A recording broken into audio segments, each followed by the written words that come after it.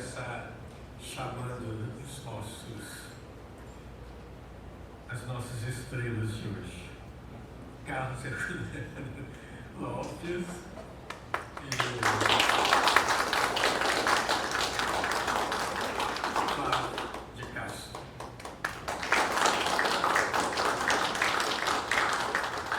Bom, vamos... Fica aqui no meio.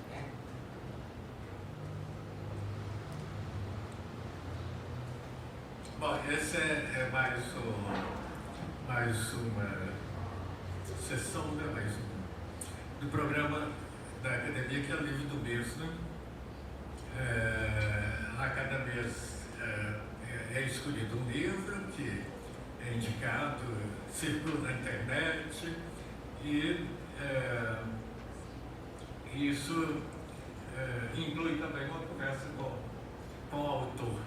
Hoje nós temos a alegria de ter aqui o autor do livro desse mês, que é o Carlos Herculano Lopes, que é membro da Academia Mineira de Letras, jornalista, né? Trabalha aí? Não, já. Mas trabalha muito tempo no Estado de Minas, agora você... Agora eu já sou aposentado do jornalismo, finalmente.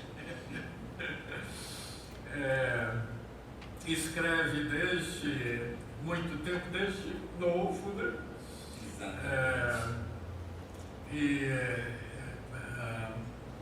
E recebeu vários prêmios, né, Carlos?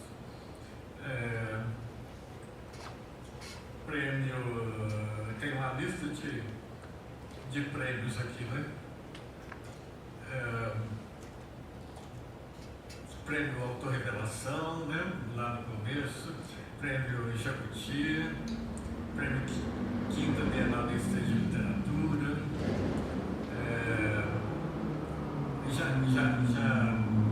você tem filmado, né?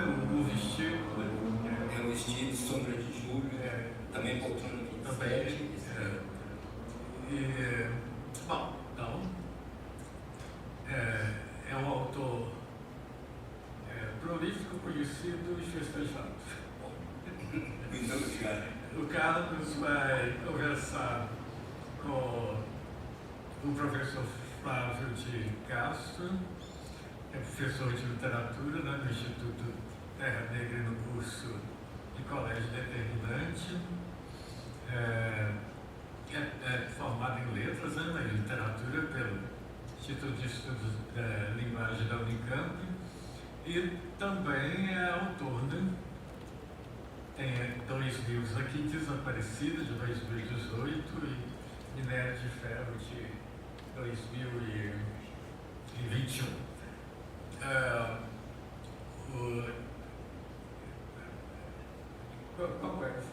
Você vai conversar com uma fala ou o Carlos? Então, Carlos, você que vai abrir, tá bom?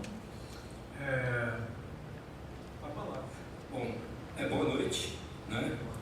Muito obrigado pela presença de vocês nessa véspera de chuva, que se Deus quiser chega de hoje para amanhã, né? E eu estava até brincando, comentando com o Paulo aqui, com o professor Jacinto, que eu sou de Coluna, uma cidade aqui do Vale do Rio Doce. E é o seguinte, quando chove em Coluna, isso é uma coisa tradicional. Esqueci de falar que você é de Coluna. Não, mas não pode deixar de falar que eu sou de Coluna, né? Aí quando chove em Coluna, daí a 2 dias chove em BH. Nós, os colunenses, exportamos a chuva para Belo Horizonte. Então eu espero que ela venha mesmo, porque está precisando muito seco. Eu nunca vi isso, nunca vi na minha vida, nunca pensei que eu pudesse ver a Amazônia igual está. É uma coisa impressionante. Choveu Coluna. E isso lá, pois o meu vaqueiro tem uma pequena fazenda lá, me mandou um filminho, água caindo, uma maravilha, ele todo feliz, e eu mais feliz ainda, porque com muito medo do fogo, né? Porque se o fogo pega é um horror, é impossível apagar, né? Então ele me mandou essa boa nova, eu espero que ela chegue para nós também, aqui em BH rapidamente. E eu estou muito feliz, muito honrado com o convite da academia para falar um pouco não é, nesse programa muito bacana que tem aqui, que é o livro do mês, e muito honrado com o último conhaque ter sido o livro escolhido, né, para ser o livro do mês, sobre o qual nós vamos falar hoje. E tem um gancho muito bom, como a gente fala no jornalismo, que eu tive uma alegria muito grande. Uma coisa foi uma surpresa para mim, que o último conhaque, que saiu agora a 7ª edição dele pela editora Record, onde também saiu a primeira. A maioria dos meus livros estão todos na editora Record. Eu tenho 9 livros na editora Record, já sou bem antigo lá, e agora lançamos mais uma edição de Último Conhaque. E eu tive a alegria de Último Conhaque ter sido agora a leitura sugerida para o vestibular da Faculdade de Ciências Médicas de Minas Gerais. E estou vendo aqui muitos rostos novos, bonitos, que são gente que as meninas vão fazer, né, o vestibular, eu imagino, né? E muito feliz com a presença de vocês aqui. Já tive também a alegria de ter o Último Conhaque, uma vez foi também indicado, sugerido para o vestibular da UENG, estava contando aqui ao professor Flávio. Eu já tive vários livros em vestibulares. Quando lancei A Dança dos Cabelos, ele foi um dos livros indicados para o vestibular da UFMG em 1990. Né? Depois, Sombra de Julho foi um livro indicado para a Universidade Federal de Viçosa. E aí, quando as universidades grandes indicam os livros, muitas outras universidades também indicam, muitas universidades do interior de São Paulo, Paraná, enfim, já indicaram os meus livros. Isso me deixa muito feliz, porque você ser lido por jovem é uma coisa muito bacana. E eu espero de coração que o Último Conhaque, estou falando, olhando aqui para vocês, marque vocês, né, de alguma forma, independente da leitura sugerida, entre aspas, obrigatória, não é, para as questões que serão formuladas. Vou só contar uma historinha aqui que eu acho muito legal sobre o livro vestibular. Há uns 2 anos atrás, eu fui fazer uma consulta com uma oftalmologista. E o consultório dela era aqui na Avenida do Contorno, esquina na Rua da Bahia. E fui fazer uma consulta particular, porque me indicaram ela muito, que era uma oftalmologista muito boa, como realmente era, enfim. Aí eu entrei, conversamos, fizemos a consulta, ela foi muito gentil, muito competente, enfim, me passou óculos novos, essas coisas todas. E na hora de despedir, ela falou: "Ô Carlos, eu posso te dar um abraço?" Eu falei: "Claro, com o maior carinho, e eu sou muito agradecido a você, você foi tão carinhosa, tão gentil comigo aqui na consulta." Ela falou: "Mas esse meu abraço a você tem um sentido muito especial, porque quando eu fiz o vestibular para o UFMG, eu li o seu romance A Dança dos Cabelos, e A Dança dos Cabelos foi um dos livros que mais marcaram a minha vida." Aí ela me falou. Aí eu falei: "Doutor, mas uma coisa dessa não tem preço.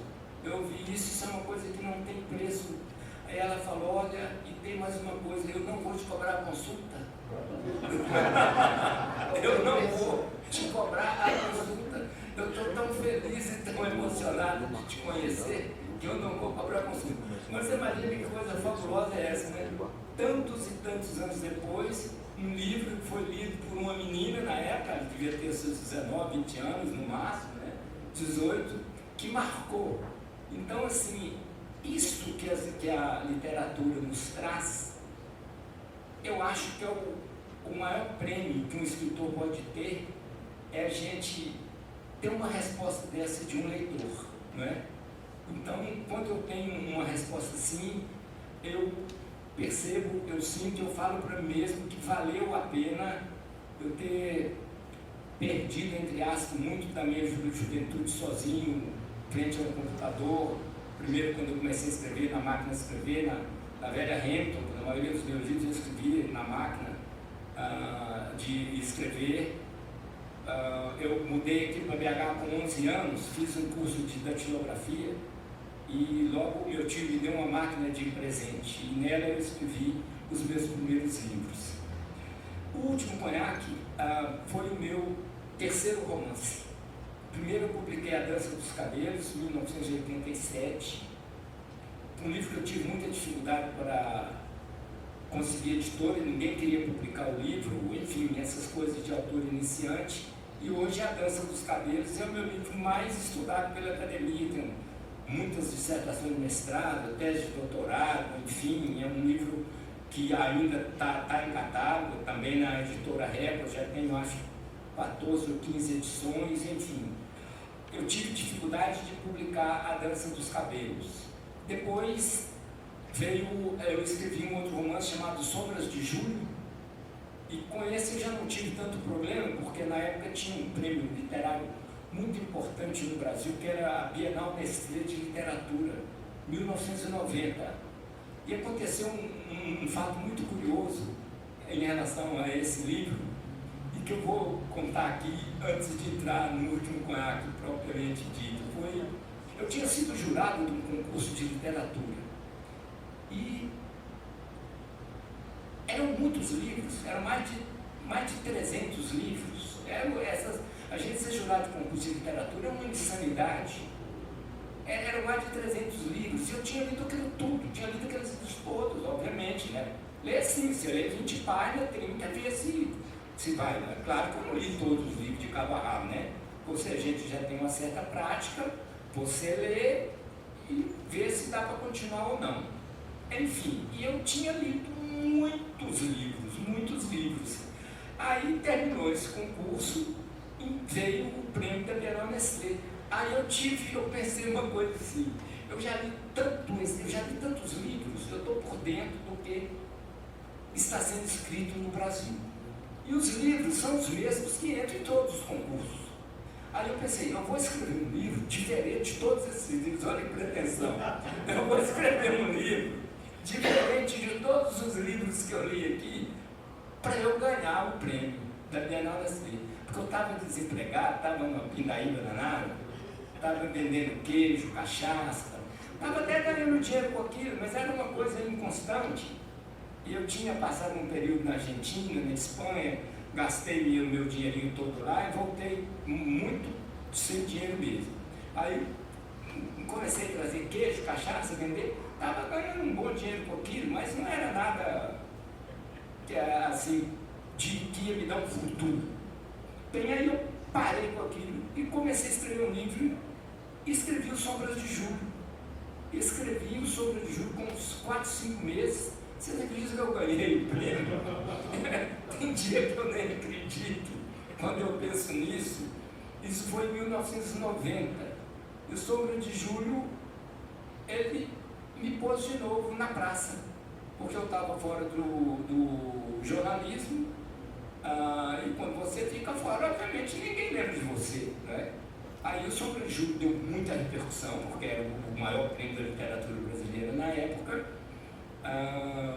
Logo em seguida eu fui convidado a voltar a trabalhar no estado de Minas, onde eu já trabalhava, e aí a minha carreira de jornalista foi até a minha aposentadoria. Enfim, eu escrevi Sombra de Julho, dei um intervalo, e em 1994 eu tive uma ideia, que foi escrever um livro. Um dia eu morava na Serra, na Rua Caraça, essa ideia me veio na cabeça. Eu pensei, eu vou escrever um livro, eu vou contar a história de um menino que teve um pai assassinado quando ele era criança. O pai dele foi assassinado na pequena cidade onde eles moravam, e esse menino sofreu todo esse trauma de ver o pai assassinado por questões políticas, por questões dessa violência endêmica que existe em Minas Gerais até hoje. E a mãe dele, a mãe do menino, quis tirá-lo daquele mundo, quis tirá-lo dali, quis tirá-lo ali porque ela sabia que aquilo só ia gerar violência. Aí ela conseguiu, ela pediu a uma parenta que morava em São Paulo que se o filho pudesse ir morar com ela. E era ainda um menino, era um adolescente. Enfim, Nas vésperas do menino ir embora,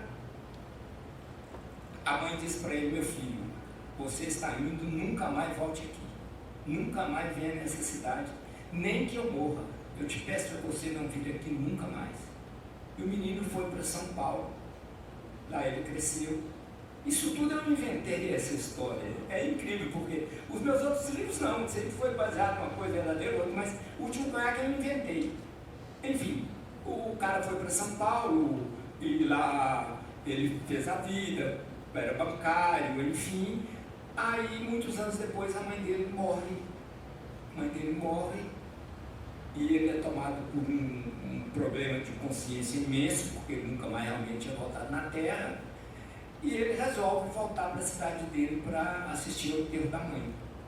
Então ele chega, assiste ao enterro da mãe e vai para dentro da casa onde ele havia nascido e onde o pai dele tinha sido assassinado. E ali ele começa a se defrontar com seus fantasmas, não é? Ele tenta recuperar o passado, e sempre bebendo muito conhaque, bebendo muito, e vai ficando uma coisa meio sem saída. É um homem dentro de casa confrontando os seus fantasmas. Então esse é o mote de Último Conhaque que eu pensei num apartamento que eu morava sozinho na Rua Caraça, lá na Serra, e escrevi o livro. E foi uma coisa impressionante, porque o Último Conhaque foi o livro que eu escrevi com mais rapidez. Foi um jorro, tipo uma enxurrada caindo no barranco assim. Foi uma coisa impressionante, parece que uma coisa estava estancada dentro de mim, que eu não sei o que é. Eu escrevi o Último Conhaque, com uns 2 meses o livro estava pronto. O Último Conhaque estava pronto, não tive dificuldade nenhuma para editar, porque ele já estava vindo do Sombra de Julho, teve um sucesso, foi bastante aceito. E o Último Conhaque foi lançado em 1995 pela editora Record. E hoje, eu fazendo as contas, o tempo passa, as coisas passam muito rapidamente. Quando eu escrevi o Último Conhaque, eu tinha 38 anos. Hoje eu tenho 67, vê se pode. Então passou muito rapidamente. Mas o Último Conhaque está aí para minha alegria, não é? E vocês estão lendo, não é? Estão lendo esse livro que me alegra pelo fato, de certa forma, ele ter resistido, não é? 30 anos depois da sua publicação, ele ter resistido. E só mais uma história antes de eu passar a palavra para o professor Flávio de Castro, não é? Que, do curso Determinante, que me deu a honra de vir aqui falar sobre o livro. Como que a vida e a ficção se misturam. A vida e a ficção são mais ou menos a mesma coisa. Eu cada vez me convenço mais disso. Vida e ficção não tem muita diferença. Pelo seguinte, logo depois que o Último Conhaque saiu, essa história eu gosto de contar porque é uma história incrível. E eu recebi um telefonema de um colega repórter, na época eu trabalhava no estado de Minas, de um jornal, hoje eu não me lembro mais se era de Coronel Fabriciano ou de Ipatinga, mas era uma daquelas cidades ali do Vale do Aço. E onde, por coincidência, eu situei a história. Situei por situar, que eu quase nem conheço Ipatinga, Coronel Fabriciano, só já passei lá, não é verdade? Aí o rapaz me disse o seguinte, se identificou e tal, queria vir a Belo Horizonte para fazer uma matéria comigo, uma entrevista comigo sobre o Último Conhaque. Bom, aí eu sou um repórter experiente já, eu pensei, meu Deus, mas assim pensei comigo, com todo respeito, porque um jornal de Coronel Fabriciano ou Ipatinga está querendo vir aqui fazer uma matéria comigo sobre o Último Conhaque. Aí eu falei, rapaz, que bacana, muitíssimo obrigado, eu aceito, fico muito honrado, agradecido, mas aqui para nós, de colega para colega, por que você está querendo vir aqui? Quem mandou você vir aqui fazer essa matéria comigo? Estou te perguntando uma boa.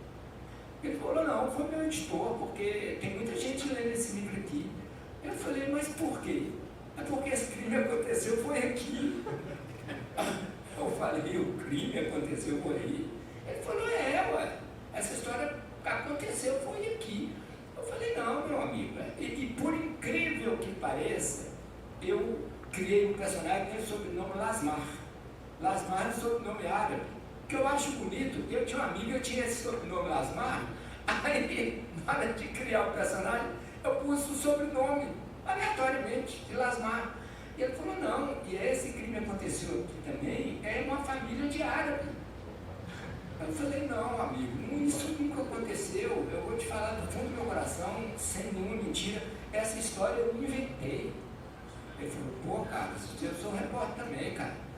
Faz isso não, vamos fazer a matéria. Eu falei, olha, eu posso fazer, mas eu nunca vi falar dessa história de Coronel Fabriciano, eu nem conheço aí direito. Então, assim, eu estou contando essa história porque como que as coisas se entrelaçam, né? Como que a literatura, a ficção e a realidade andam juntas, né? Então é isso. Eu fiz essa introdução meio caótica aqui, mas que a vida é assim mesmo.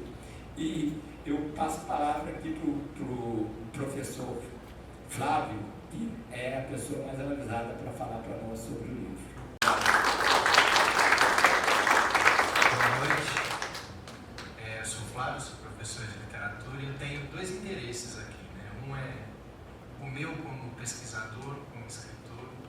Eu sou paulista, eu estou radicado em BH há 17 anos, eu nunca imaginei que eu ia conhecer tanto escritor bom aqui, né? Então, é uma honra aqui estar na terra do Vander Piroli, do Manuel Lobato, do Carlos Herculano e do Sérgio Fantini. Estou muito feliz. É muito bom ver a academia aberta para os jovens estudantes, o escritor conversando com os leitores. É isso que a literatura precisa, a meu ver. E, por outro lado, eu tenho que apresentar o pessoal que vai fazer prova, que veio aqui e está doido para tirar algumas dúvidas, que eu tenho certeza, até eu imagino já quais sejam as dúvidas, elas estão anotadas aqui. Então, vamos tentar juntar o útil ao agradável. O Último Conhaque, além da questão, né, de ser, não é uma obra regionalista, aí que tá, é uma Minas profunda que ainda existe, e é o Brasil profundo a rigor, né? É a província com os traços do patriarcalismo, do coronelismo, dessa violência presente, mas a despeito dessa questão social, dessa questão do Brasil profundo, ele é um romance bastante arrojado, né? Ele tem uma estrutura, ele é escrito sem paragrafação, ele é caudaloso, né? E aí o Carlos contou pra gente que teve um processo, né? Como foi um frenesi, assim, ele escreveu o livro numa toada só. Aí eu queria saber como é que foi esse processo, se você consegue se recordar como é que foi esse negócio de decidir por não paragrafar e como é que você lidou com a questão de conectivo, para ficar o ritmo, né? E é curioso, eu como leitor esquecia que o livro não estava paragrafado. É muito interessante como ele mantém o ritmo, como ele mantém a cadência, e isso aí a gente pode ver, né? Só observar de longe que é as páginas cheias, né? Fluentes, né? E você se organiza como leitor num parágrafo que inexiste, né? Como é que foi essa costura? Olha, foi o que talvez chama de um fluxo de consciência, assim. Eu fui escrevendo. Eu nunca tive muita facilidade para diálogo. Eu nunca fui bom de diálogo. Eu vou confessar isso aqui. Fazer um diálogo na literatura para mim é muito difícil. A coisa mais, assim, aquele diálogo que tem o Luiz Vilela é um craque em diálogo. Não é uma coisa impressionante. O Cunha de Legadela, um escritor português que morou aqui, um craque em diálogo. O Vander Piroli era bom de diálogo. Eu nunca fui. Eu vou mais direto. Então, como o Último Conhaque foi essa história que estava dentro de mim, não é? Assim, talvez eu já tivesse ouvido ela, eu não sei quando, ela saiu. Eu não me preocupei com diálogo, eu me preocupei em contar a história. E tem o diálogo embutido, né? Tem o diálogo embutido. Não é aquele diálogo clássico, vamos dizer, está lá o diálogo embutido.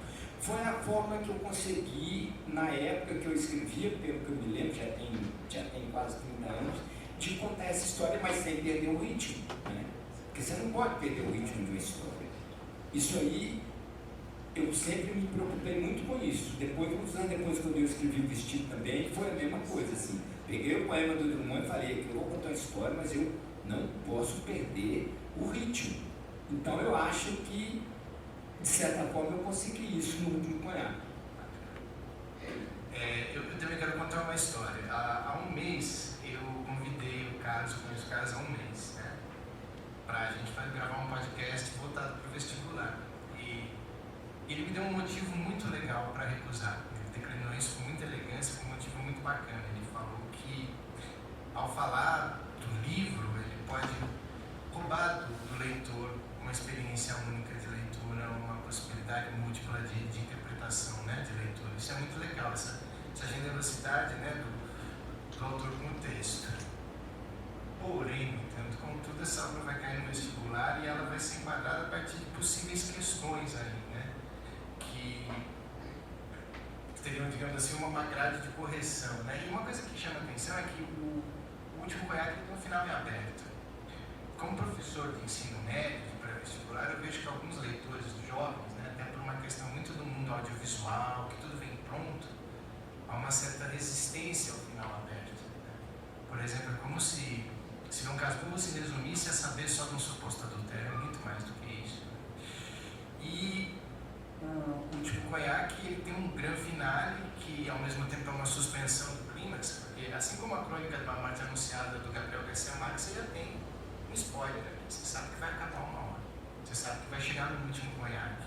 E fica essa expectativa, é um manejo da expectativa.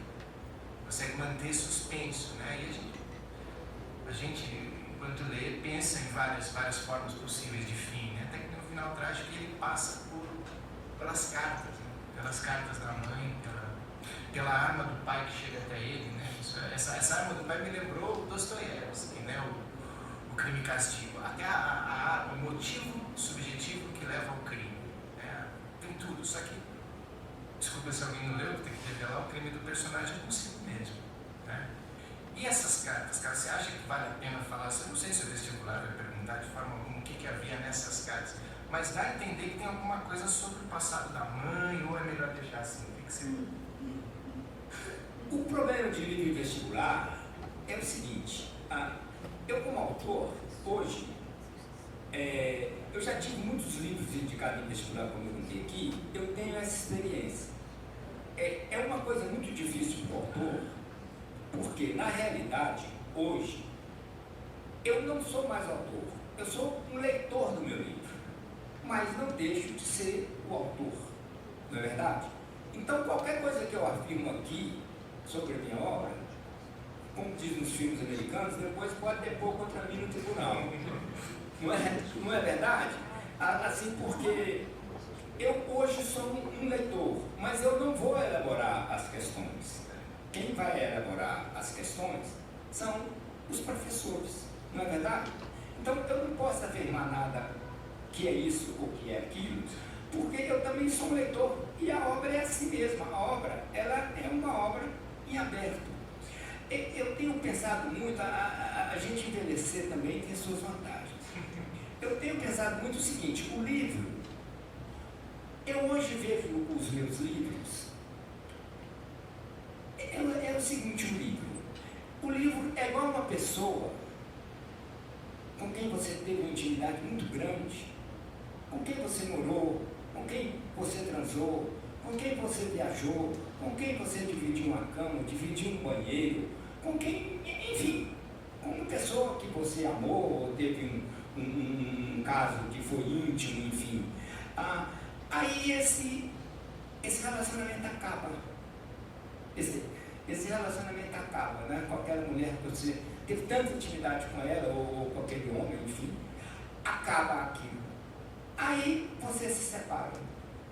Daí uns tempos você se encontra por um acaso na rua, alguma coisa, vai tomar um cafezinho, vocês são dois estranhos.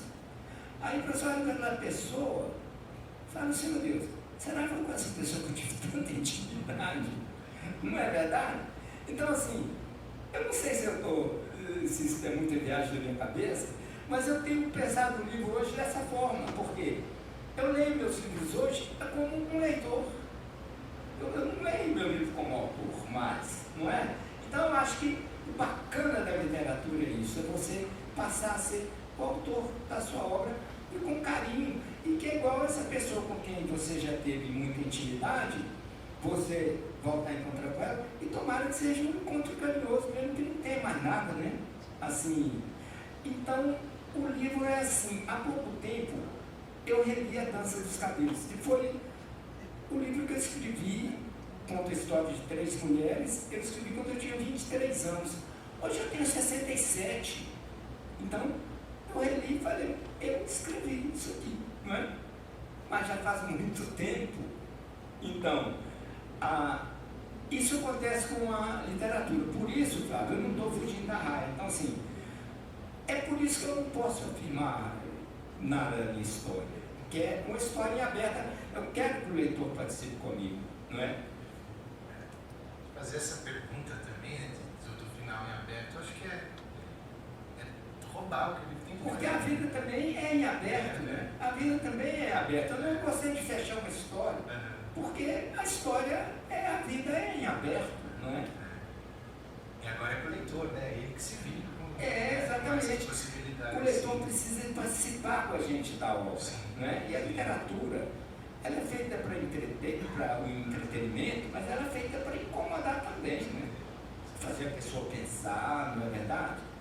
Quando eu comecei a escrever, uma vez, você que estuda Wander Perolli, eu tive o prazer de trabalhar muitos anos com o Wander Perolli lá no estado de Minas. Vários anos nós trabalhamos juntos. Mas antes de eu começar a trabalhar no estado de Minas, quando eu comecei a escrever as minhas primeiras historinhas, com 17 anos, 18 aí, eu tive a ousadia de procurar o Wander Perolli, lá na redação do estado de Minas. Aí procurei, ele era editor da página de polícia, que melhor editoria de polícia da história do estado de Minas foi quando o Wander Perolli foi editor, e o Guilherme sabe disso, que era uma equipe maravilhosa da editoria de polícia. Eu procurei o Wander, ele tinha lançado um livro chamado A Mãe e o Filho da Mãe, né? Depois tinha lançado Minha Bela Putana, eu fui no lançamento aqui no edifício Acaiá, falei, eu vou pedir esse moço para ler os meus contos. Aí eu cheguei na maior cara de pau lá, e me apresentei para ele e tal. E imagina, depois a gente tinha essa colega de redação e de copo, e diante do... isso aqui é a vida, né? Aí ele falou, olha, agora eu não posso conversar com você não, mas deixa essa história aqui que eu vou ler. Aí, deu uns dias, ele me ligou, eu fui lá na redação. Aí ele estava fechando lá a página do livro, falou comigo, rapaz, ô Carlos, eu li essa história, a sua vida deve ser muito boa, né? Sua vida deve ser uma beleza, porque você deve ser uma pessoa muito feliz, cara.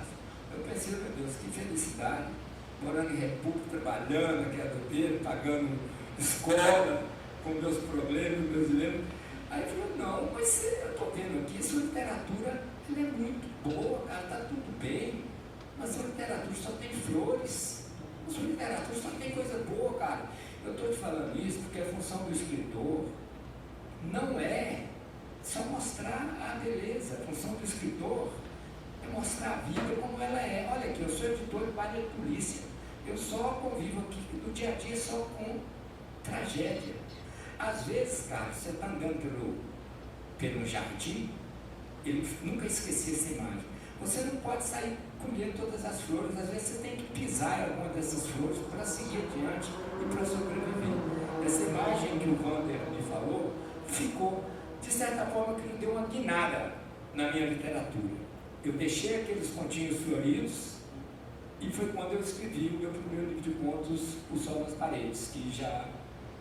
Só uma história ilustrativa do Wander. Tem um estigma, não sei dizer, acho que agora já é uma lenda, né? Que o vestibular das ciências médicas, sempre que ele dirigia uma obra literária, nós professores e estudantes, a gente já ficava esperando que sempre que a obra passasse por alguma coisa relativa à área de saúde, ia ter uma questão. Então, se você lia Miguelinha, tem uma questão sobre oftalmologia, entendeu? Tiro e queda. É só você buscar se tinha um médico ou um doente na obra. Meio óbvio, aliás. E, por sorte, isso não vem acontecendo nas últimas edições do vestibular.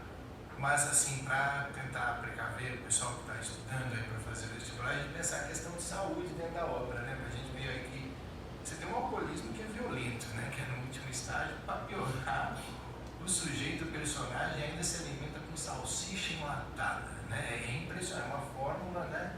E o tabagismo desenfreado, e é muito interessante como se constrói a neurose desse personagem, porque é tautológico. Ele fica sempre vendo as mesmas imagens, sempre retorna essa figura do rosto do pai, né? Quando o pai é baleado, essa prima dele, a prima Ruth, ele não esquece essa prima de jeito, então essas imagens vão se repetindo. E você falou do incômodo, né? Até para o leitor falar, caramba, eu já vi essa imagem. Por que essa imagem está retornando? Porque é realmente, né? É uma escrita da neurose, é uma escrita, afinal de contas, é um personagem que está enlutado, está jurado de morte e está num episódio de alcoolismo desbragado, né? Como é que Carlos, criar um personagem doentio assim e ao mesmo tempo tão puro, né? Que é o Nando, né? Ele está lutando contra tanta coisa e essa escrita puxa junto, né, o leitor para o sofrimento do personagem. Eu quis confrontar esse personagem fazendo enfrentar os seus fantasmas, enfrentar o seu passado. Aqui, na verdade, são os fantasmas e o passado de todos nós, né? Todos nós, de uma forma ou de outra, nós temos que, uma hora, a gente tem que enfrentá-los. Eu me lembro da minha infância, o Vale do Rio Doce sempre foi uma região muito violenta, as regiões mais violentas de Minas Gerais. E Coluna não fugia à regra, Coluna era uma cidade muito violenta também. Meu pai era farmacêutico prático, ele tinha lá a sua farmacinha lá, em Coluna não existia hospital, não existia médico, a única referência em cuidado de saúde era meu pai. E todas as pessoas baleadas, que sempre tomavam tiro, facada, chifrada de boi, toda a forma de violência acabava indo para a farmácia do meu pai. Acabava desaguando na farmácia do meu pai. E eu, menino curioso, ia ver. Aí meu pai me mandava sair, mas eu não saía, eu ia ver. Então ali na farmácia do papai, eu vi muita gente morrendo. E sem meu pai poder fazer nada, porque fazer o quê? Meu pai com 3, 4, 5 tiros no peito, o que meu pai podia fazer? Aplicar um pouquinho de morfina, alguma coisa, chamar o padre, pôr a vela na mão, aquela coisa. E aquela coisa, tudo me impressionava muito. E eu conheci muita gente que viveu esse trauma da violência, não é? Todo o Vale do Rio Doce, todas as famílias do Vale do Rio Doce têm a sua história de violência. E a minha também tem, não tem por que falar que não. Então, eu vivi isso muito na infância. E talvez o último passo fosse uma forma também de eu exorcizar meu passado, né? De ir de encontro a esses fantasmas, né? Então, talvez seja por isso, né, se for pelo lado da psicanálise, que esse livro saiu, vamos dizer assim, com tanta facilidade, não é? Que é o Nando, o menino, voltando para a terra dele e confrontando com essa, não é, com esse passado. Eu às vezes penso, eu volto em Coluna, eu fico sozinho lá na nossa casa, mesma casa da minha infância, às vezes eu penso nessas histórias todas assim, não é? Mas hoje de uma forma mais tranquila, mas na infância não foi tranquilo não, porque para uma criança ver essas coisas é muito difícil, né? Enfim, aí é uma história minha particular que não tem nada a ver ficar. Mas que é bom contar porque, de certa forma, influenciou muito na minha literatura, não é? Pensando que é uma literatura feita em Minas Gerais, ainda não tem como não lembrar do Lúcio Cardoso na Casa Assassinada. A Minas Gerais que tem aqui, ela não é essa Minas Gerais maquiada, estereotipada, essa Minas Gerais da receptividade, é uma Minas violenta, uma Minas de coronel, né? De vingança, de maledicência, né? É muito forte a maledicência. Tem uma personagem sensacional que é a Marinette, né? A Marinette, ela trabalha na casa do Rodrigo Lima e ela abastece a cidade das novidades, né? Ao criar Santa Marta, a fictícia cidade de Santa Marta, que ela poderia ser qualquer província mineira, né? Sobretudo do centro para o norte, creio eu. Como é que você pensou apenas em Minas ou vai além, ao Brasil profundo aí, né? Se desviar desse modelo, dessa literatura mineira, por assim dizer, estereotipada, né? Previsível? Ao criar Santa Marta, na verdade, eu criei Coluna, né? É o nome fictício de Coluna da minha terra, não é? Onde eu vivi até os 11 anos, mas que me marcou profundamente, né? E eu recriei, na verdade, Santa Marta é Coluna.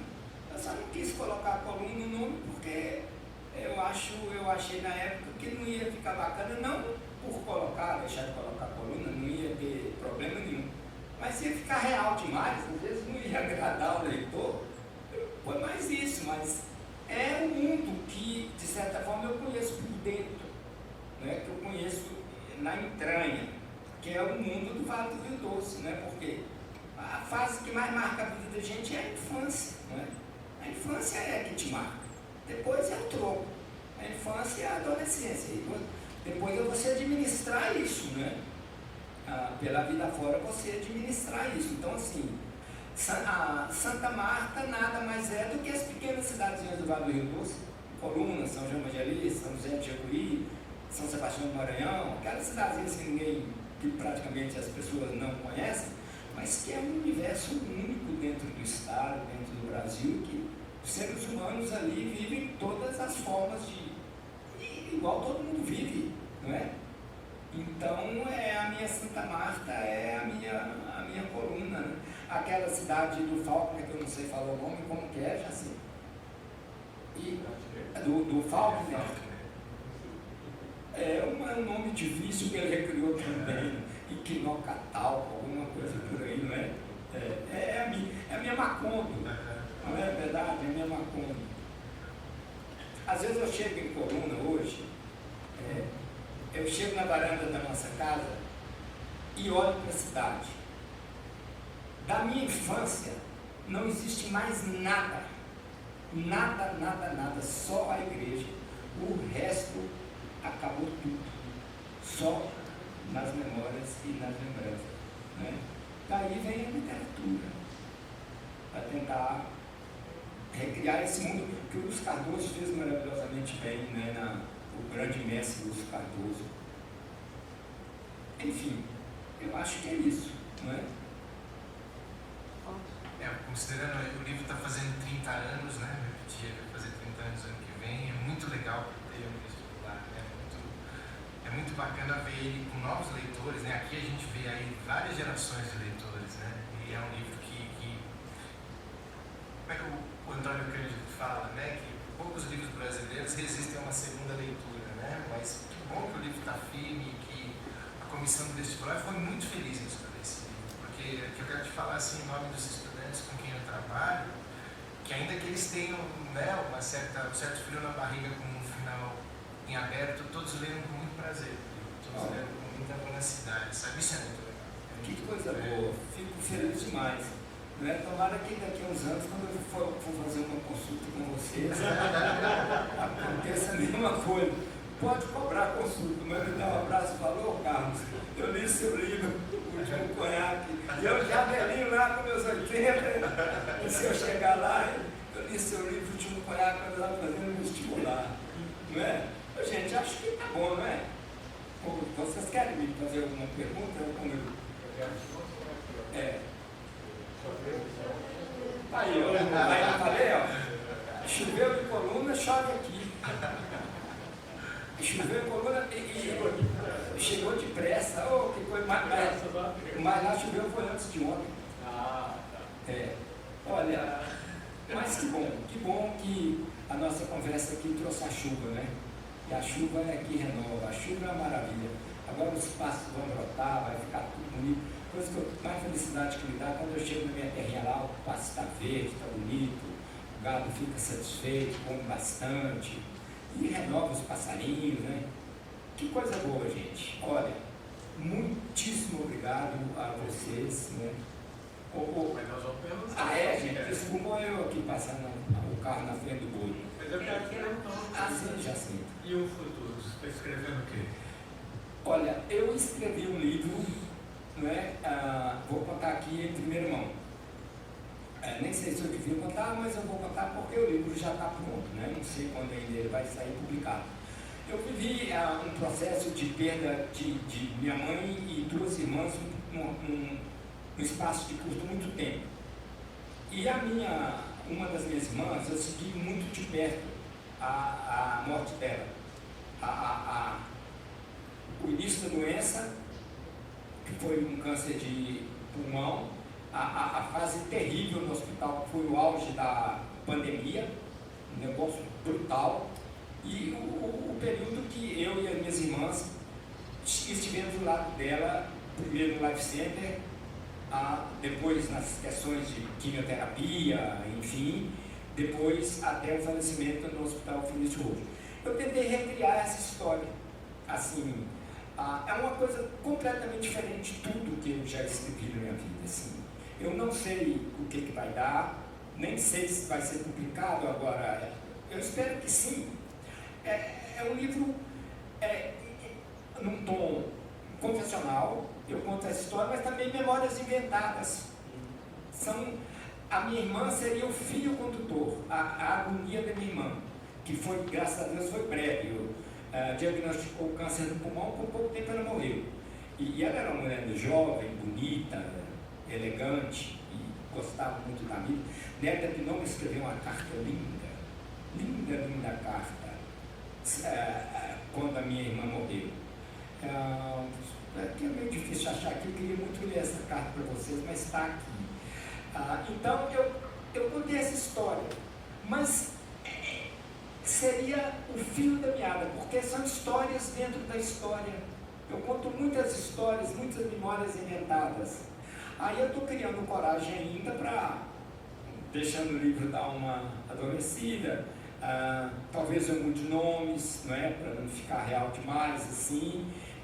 Mas é uma história escrita com o coração. Todos os meus livros eu escrevo com o coração. E esse também foi escrito com o coração. O livro iria se chamar, a princípio, Os Olhos de Heloísa. Não, Os Olhos da Minha Irmã. Os Olhos da Minha Irmã. Ela tinha uns olhos meio umas pestanas grandes, assim, uns olhos castanhos. Ela era muito bonita. Então ia ser Os Olhos da Minha Irmã. E eles foram ficando opacos à medida, né? Eles foram enfraquecendo, eles foram entristecendo até se fecharem. Mas aí, por coincidência, um escritor, inclusive meu amigo, que é o Menaldo Umbraff, lá de São Paulo, ele lançou há pouco tempo um livro chamado Os Olhos do Meu Pai. Eu falei, porra, o Menaldo passou na minha frente. Mas aí o livro vai se chamar Os Dias com Heloísa, que também é bonito, né? Eu acho que está um nome bacana também. Tomara que dê certo de publicar. A literatura a gente nunca sabe, né? O que é, o que vem, né? A literatura é aquele filho que você joga no mundo, né? Eu não tenho filho, mas eu sei como é que é isso, porque eu tenho muitos sobrinhos, enfim.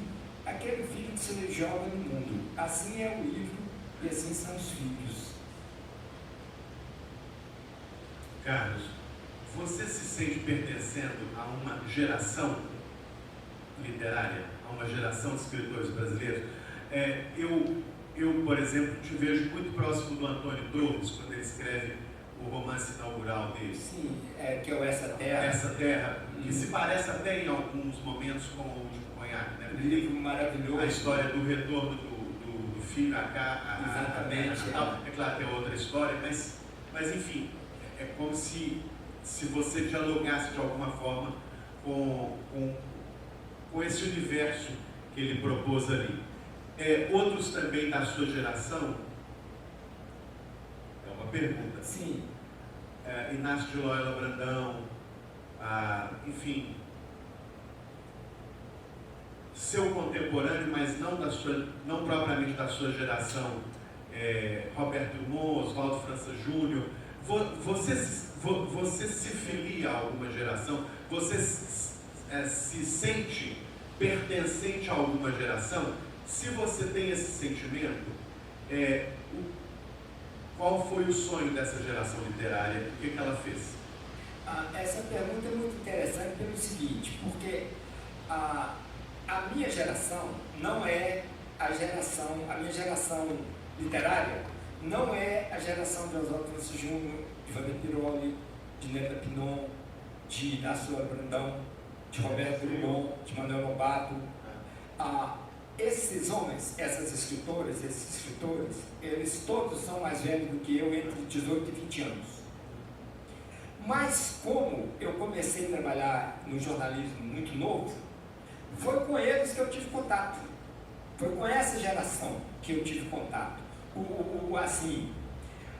A minha identificação literária imediata foi com eles, mas a minha geração é do Antônio Barreto, é do Luiz Rufato, Thaís Guimarães, enfim.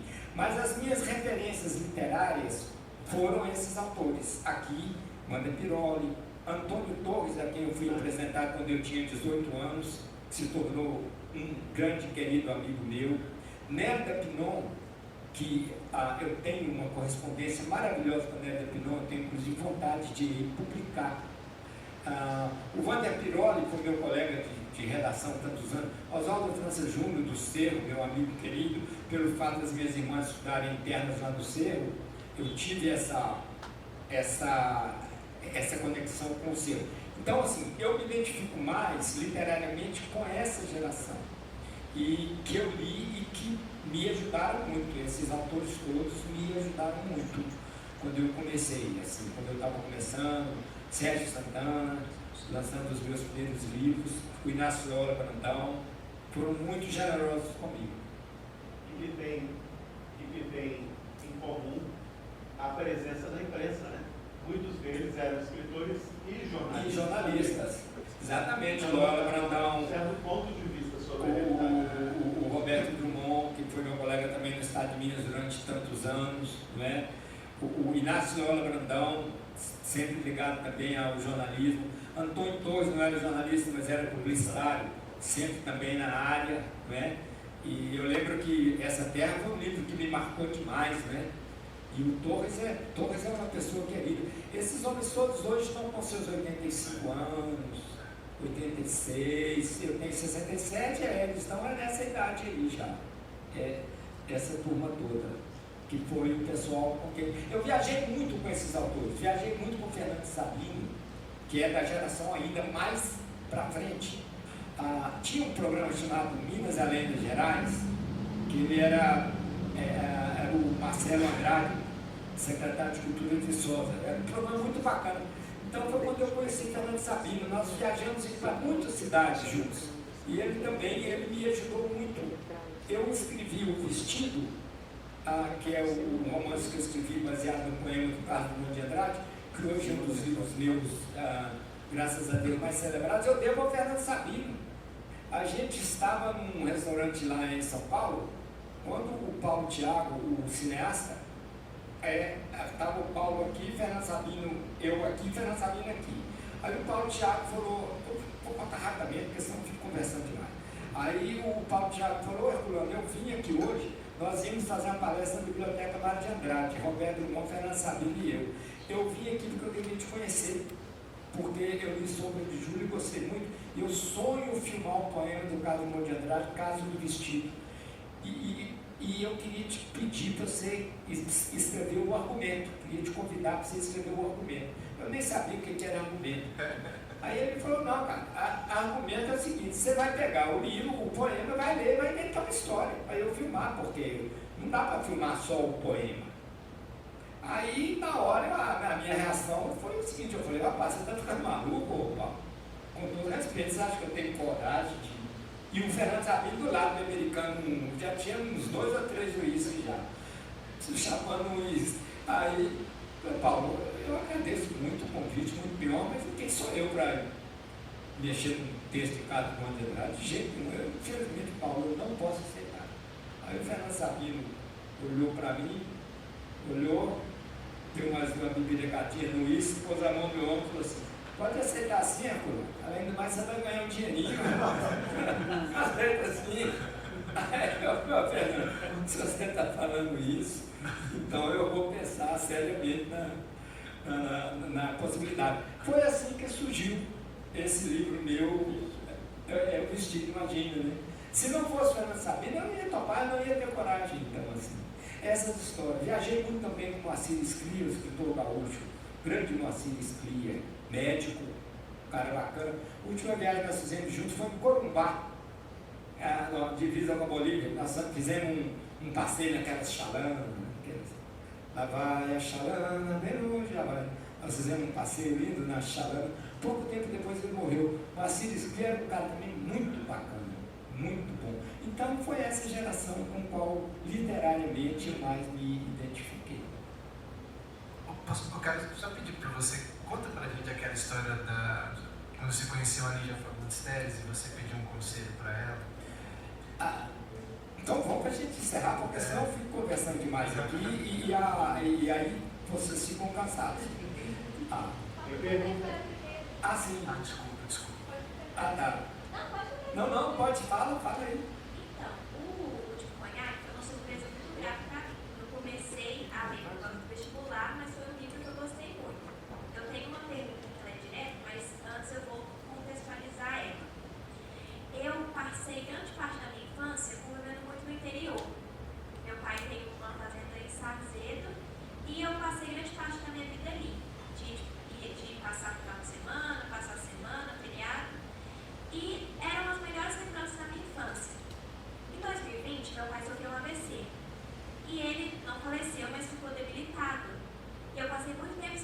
nesse lugar.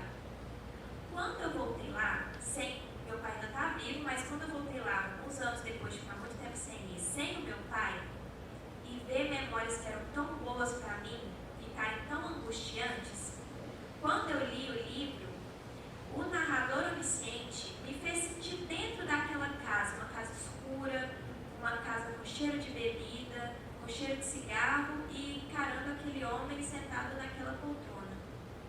E aí, a única palavra que eu tenho para definir isso, da mesma forma de quando eu voltei na casa do meu pai, sem o meu pai, sem fazer as mesmas coisas que eu fazia antes com ele lá, é como eu definiria a obra como um todo, que é a angústia. Eu acho que é a palavra que mais generaliza o que a gente vê ele passando ali. Se você pudesse definir o sentimento, que são muitos, lendo a obra toda, você vendo, por mais que você sempre vê ele na mesma situação, com os mesmos pensamentos, são muitos sentimentos, sentimento de abandono, de angústia, de incapacidade, solidão, falta de valor. Se você pudesse juntar isso tudo num combo e definir numa palavra ou frase, qual seria? A palavra seria solidão. Eu acho, mas você definiu já muito bem, né? Você já falou tudo, né? E que felicidade o livro ter chegado a você dessa maneira, né? Foi um livro que me edificou muito e eu já estou doida para passar essa correria de vestibular, porque eu quero ler Os Sombras de Junho. Muitíssimo obrigado. Que bacana. Aí é que eu volto a repetir que vale a pena a gente escrever, não é? Muito obrigado. Você definiu o livro lindamente.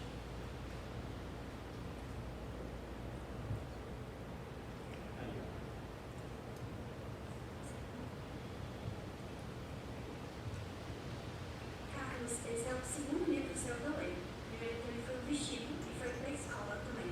Quando eu estava no primeiro ano do ensino médio, agora eu já estou no terceiro e estou indo para o vestibular. E uma coisa que me chamou muita atenção nas duas leituras é que foram os dois livros que eu li por motivo de escola e vestibular que mais me prenderam na leitura.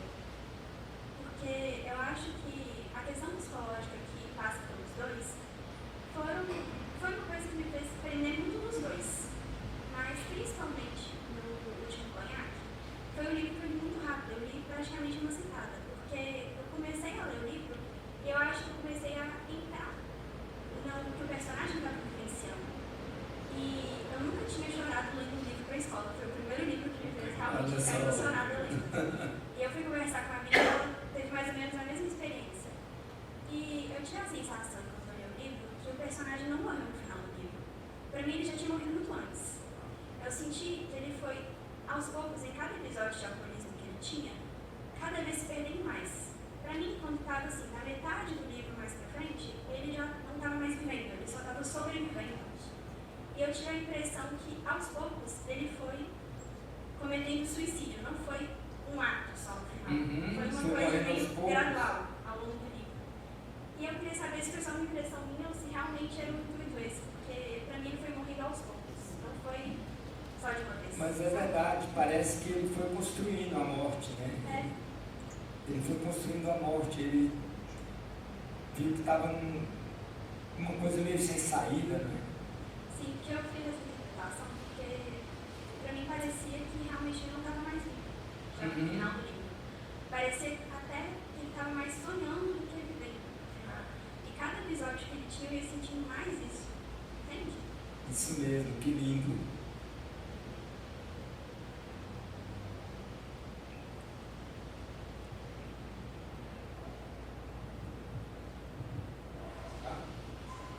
Tem mais alguma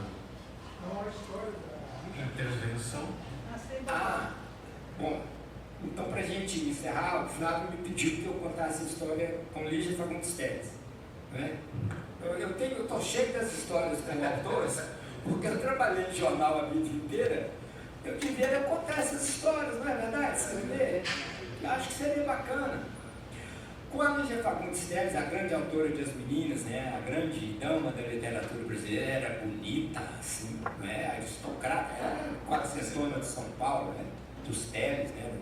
Enfim, eu tinha, na minha idade que eu procurei o Wander Piroli, eu tinha uns 17 anos, e eu tenho uma feira de livros aqui no quarteirão fechado da Rua Rio de Janeiro, ali na Praça 7, E a Lígia vinha. Aí eu também, né, ousadamente, falei, vou chegar junto. Aí cheguei lá, aquela mulher bonita, muito bem vestida, cabelo muito. Ela era uma presença, né, cara? Ela é bonita mesmo, ela era. Aí eu cheguei todo encolhidinho e tal. Aí falei para ela assim, ô dona Lígia. Aí ela falou, não precisa me chamar de dona Lígia, não, pode falar Lígia. Eu falei, ô Lígia, eu sou escritor também. Oh, que maravilha, que beleza, você é escritor. Eu gostaria muito que você lesse umas coisas minhas. Desse pode. Aí ela falou assim, ô Carlos, agora infelizmente eu não posso conversar com você direito, porque eu tenho muita vontade de ser escritor. Aí ela falou, agora eu não posso conversar com você porque está essa confusão aqui. E deu o seu endereço. Aí eu mandei o meu endereço para ela. Daí uns dias eu recebo uma carta que é assim, um outro tropecinho.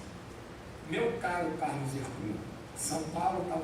Meu caro Carlos Herculano, sim, você poderá ser um escritor. Mas primeiro você terá que ler muito, escrever muito, descobrir o mistério da palavra e a beleza da palavra.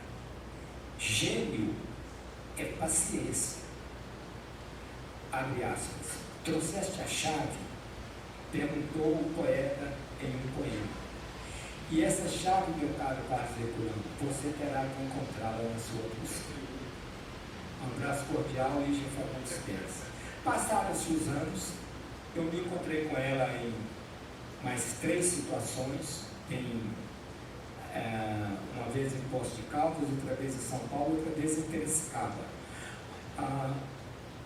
E contei para ela, e ela falou, eu me lembro, Carlos Herculano, inclusive quem me fala muito de você é a Hélida. Elas duas eram muito amigas. Aí aconteceu uma coisa maravilhosa. Quando ela fez 100 anos, ela disse que não ia falar para jornal nenhum do Brasil.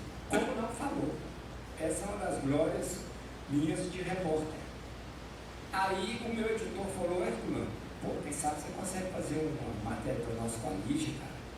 Eu falei, o José Maia, ela falou que não vai falar com ninguém. Ele falou, pô, mas não custa tentar, cara. Você não é escritor também? Não custa tentar. Aí eu telefonei para ela.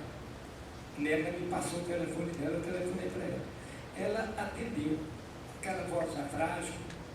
Ô, meu caro Carlos Herculano, você é sempre tão gentil e tal. Eu falei, Lígia, meus parabéns pelos 100 anos. Ela falou, ô Carlos Herculano, estou me sentindo muito sozinha, estou me sentindo muito abandonada. Ela me falou isso. Eu falei, ô Lígia, mas sinta-se como se eu estivesse perto de você. Aquela conversa, aquela reação que a gente tem na hora, né? Ô Lígia, e também eu estou te ligando que me pediram, os meus editores, que fizesse uma entrevista com você. Ela falou, Carlos, querido Carlos, eu não vou falar com ninguém, Carlos. Eu só me senti muito cansada. Eu falei, Lígia, mas vamos fazer uma entrevista, nós já nos conhecemos há tantos anos, você me conheceu, eu era menino. Ela falou, é verdade, eu acredito que ela deu uma entrevista maravilhosa. O pessoal de São Paulo ficou morrendo de inveja.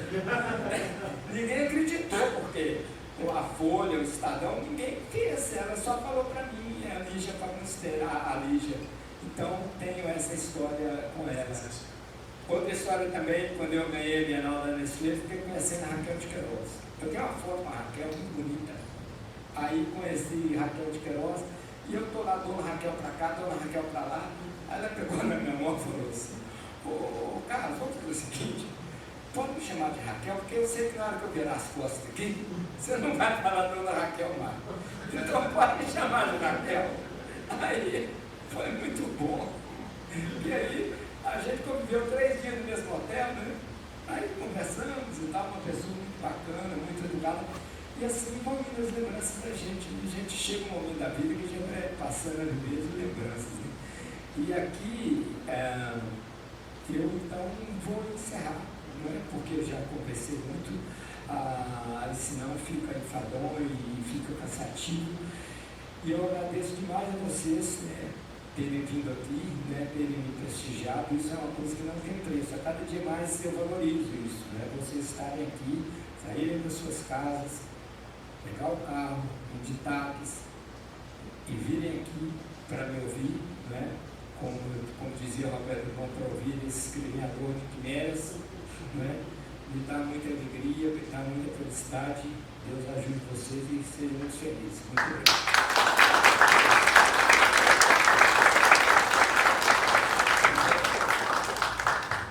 E muitíssimo obrigado ao professor Jacinto, Inês, obrigado Tiago, né, ao convite que a academia me fez, né, essa casa aqui,